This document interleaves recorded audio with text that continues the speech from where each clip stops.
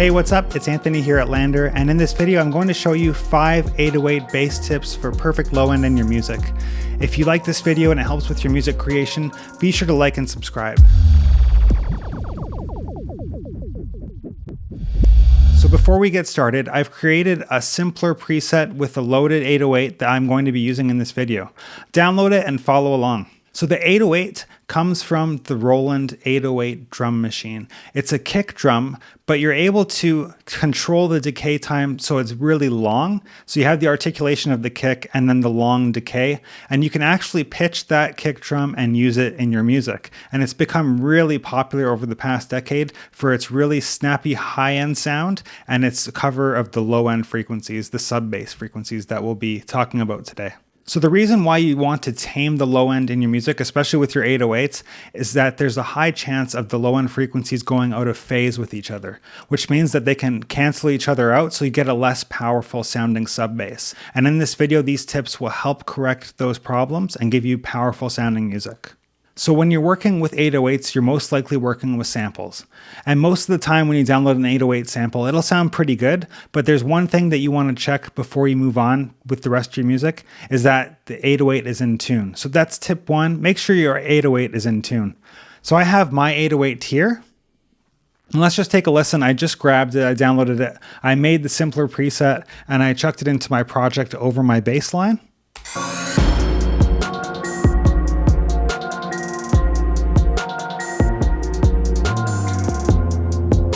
Okay, so yeah, something's definitely off here. And over here, the note is low enough where it sounds okay, but once we get up here, it sounds pretty bad. And that's what can happen, like the low notes might not be distinguishable from the high notes. And if you have all low notes in your bass, it might be really hard to hear, but you're gonna have less power in your bass because it's out of tune. So to fix that, I'm going to put a tuner plugin after the 808 in my effects chain. So I'm going to go to Audio Effects, Tuner, and just drag that in.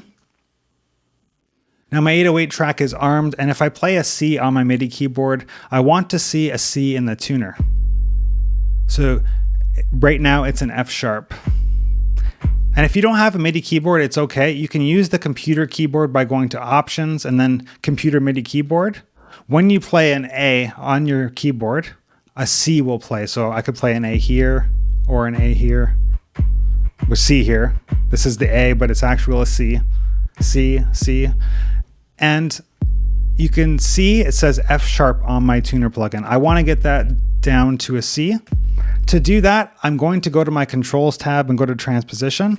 And I'll just play it. And I'm going to transpose until I see a C on my tuner. So it's -6 semitones.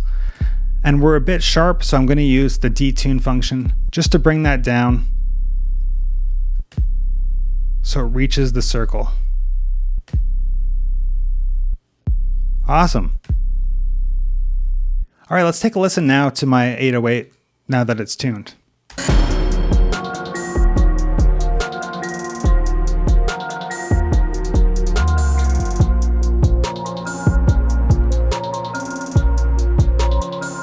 Yeah, it sounds a lot better. So before I get into tip 2, I just want to briefly explain what sub bass is. And to do that, I've pulled up a spectrum analyzer by Voxengo Span. And I'll put the download link for this in the description as well. So here's the spectrum analyzer, and it shows us the frequency ranges here from 20 Hz to 20 kHz. So 20 Hz being the lowest that we can hear, and 20 kHz being the highest. Sub bass frequencies tend to live below 60 Hz. Anything below 20 we can't hear, but really anything below 30 starts to get questionable, especially when we perceive the notes. We can't perceive them as powerful as anything above 30 Hz or below 60. And I'll show you what I mean in a minute. So by knowing which notes carry the most weight in this range, you can write a more powerful bass line that's going to transmit to speakers that are able to produce sub-bass frequencies.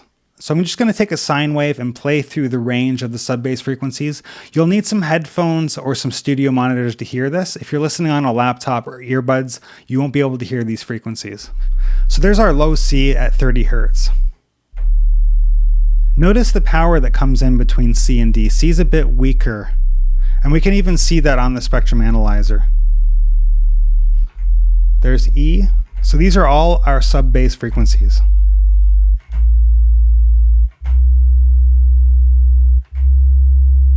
Once we get to C, the sub bass frequencies start to sound thin. They actually turn into just low bass frequencies, and you want to avoid anything above this B. So to summarize that, it's good practice to keep your notes between the D here at 37 Hertz around and the B here at 61. So if you have a song in C minor, consider putting it up to D minor, so then when you hit that root note, it's going to be much more powerful, especially on the speakers that support the sub bass frequencies. Tip 3, choose what the lowest element of your mix is. So we're working with 808s in this video, and usually that's going to be the lowest element, but in different genres of music, you might find the kick taking up most of the sub frequencies and the bass living on top of the kick. The main takeaway from this is that they can't live together if they both produce sub frequencies, because then we'll start to run into phase and they'll start to cancel each other out, making them less powerful overall. So to show you this, I'm just going to play my kick soloed. So that's my kick drum, and you can see the sub frequencies here. And then my 808 is here. So by just looking at the spectrum analyzer, you can see where they might clash. And that's them together.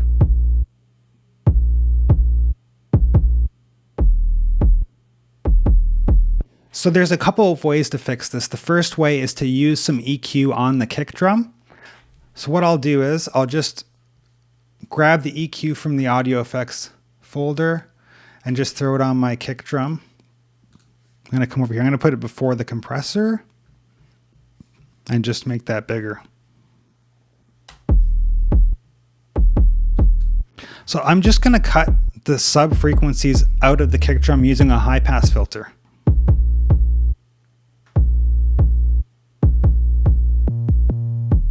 And then I'm going to give it a slight boost at 100, so it's going to live well in the low bass frequencies and not the sub bass. So let's just A-B that, and I'll do it in context with the song and just by itself with the 808. So that's with the EQ. This is without the EQ. You can hear the definition that comes in once the EQ is on. Let's check it in the song. That's with the EQ.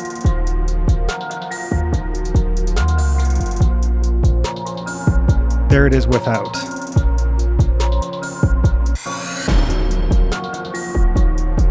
There's with. Now I can really crank my 808 and not get in the way of the kick. The next way to do this is to carve out some space on your 808 track. And one way to do this is increase the attack time on the 808. So the kick is a relatively short hit. It just hits and then it decays really fast. So we can carve some room in the 808 to avoid getting in the way of that first hit of the kick. So I'm just going to go to my attack knob down here, and I'll solo both of them again so you can hear the difference.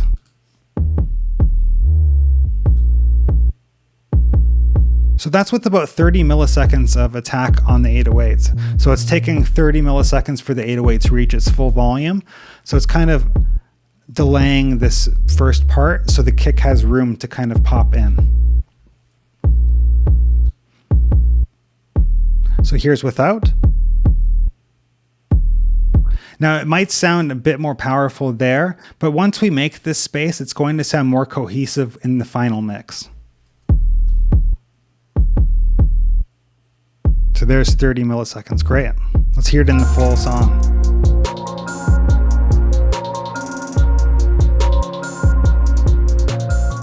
So you've tuned your 808s, you've provided some space using some EQ and some attack time on the 808s. So it's sounding really great.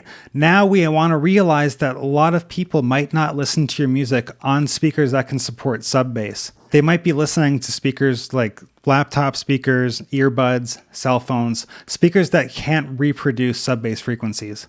So we have to make the 808 stand out in those smaller speaker systems. And there's a way to do that, and that's using saturation in parallel. Parallel processing means to process something outside of the original signal. So you might be asking, why don't we just chuck a plugin on the original track? Well, if we process in parallel, we can actually mix in this distortion with the original signal. It gives you more control. So I'm just going to demonstrate that. So to parallel process, we're going to use sends and returns. I have my return tracks down here. Here's one for delay. And this one I'll be using to saturate the 808. Here's the 808 channel. And I can control the signal that goes from the 808 by this fader here. So this is the return track 2, and this is the second one here. I can just send some of this signal to my return track. I'll just solo that. And you can hear it coming through the return track. I'll just leave that at 0 for now, and I'll just send a bunch and I'll mix it in later. So that's just my return track playing. Now I can begin to put some effects on it. So I'm going to choose the overdrive from my audio effects. Just drag it in. And I'm going to start to increase the drive and saturate it a bit. And so you can see the difference. I'm just going to throw Voxengo span just after the overdrive so you can see some of the upper frequencies. So this is without the overdrive on. So you see a lot of sub frequencies. And then once we throw it on, it distorts that original signal and it creates some upper frequencies that can be reproduced on the smaller speakers. So I'm just going to get rid of that. I'm actually going to EQ it. So I'll just go to my EQ.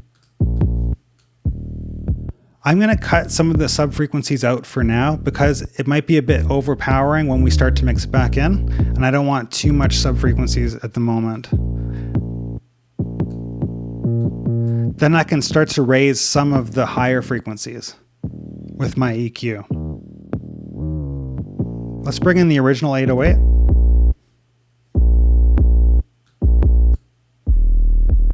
So this is without the parallel process signal.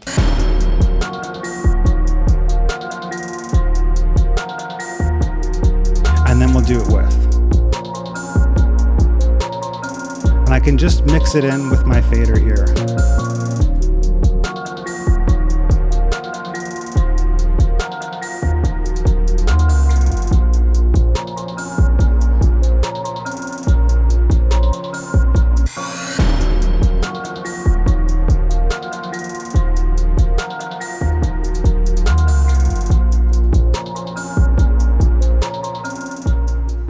Now that I have my EQ on, I'm going to throw a compressor afterwards just to squash the higher frequencies to make it more prevalent as I mix it in.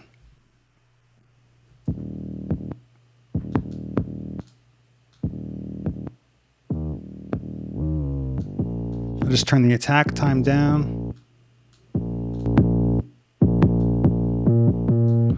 So here's without the compressor, and then with.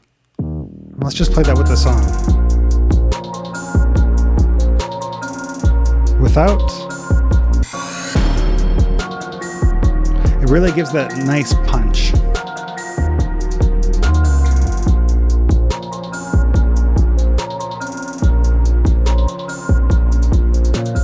So you have a really powerful 808 sound. That brings us to tip 5, cut everything else. Now that you have a great 808 sound, we want to make sure it stands out in the mix.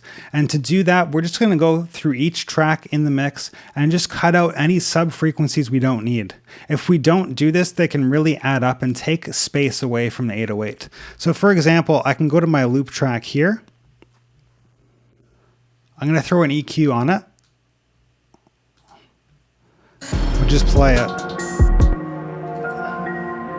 So there's so many sub frequencies down here, and I don't really need them at all. They're just taking space away from the 808. So I can just cut those out. And it doesn't really change the sound of the loop at all.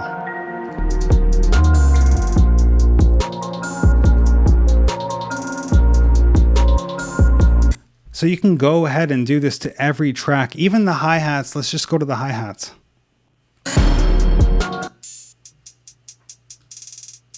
Just put it after the simpler here. Even the hi-hats have some frequencies on them that you didn't think were there. There's lots of sub-frequencies that can easily add up here.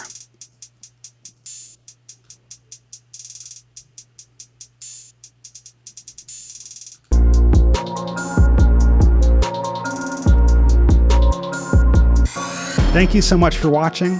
I really hope you enjoyed this video and it helps with your music creation. If you liked it, like and subscribe, hit the bell, be notified. I really want to make more videos for you and help you along your music journey. Thanks so much.